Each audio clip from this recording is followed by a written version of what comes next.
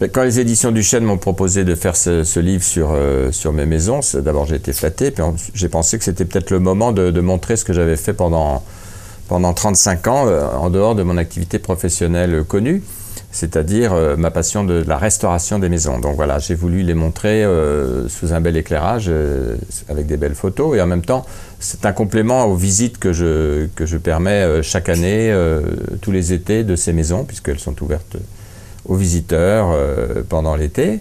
Et là, donc, c'est pour ceux soit qui ne peuvent pas se déplacer, soit qui ont la curiosité de savoir comment mes maisons sont meublées, puisque tout ça, c'est un ensemble qui est parti de rien, enfin, d'un château vide, et puis après ça, j'ai amené toute l'âme intérieure à travers le mobilier. Alors on a fait un peu l'inventaire de toutes les maisons, enfin on va dire château, même si j'aime pas trop ce terme, parce qu'un château pour moi c'est Versailles.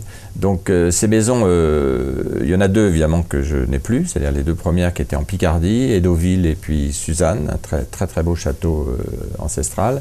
Donc je l'ai revendu pour ensuite me retrouver à Villiers, ici, tout près de Paris. Et puis l'Ardèche, bon, bah, c'est une folie justement d'isolement, de campagne, de nature, et c'est en haut d'une montagne, c'est un château fort, donc c'est complètement un autre style. Souvent les gens me disent « Ah ben je préfère l'Ardèche parce que ça correspond peut-être au rêve de château de tous, c'est un château guerrier ».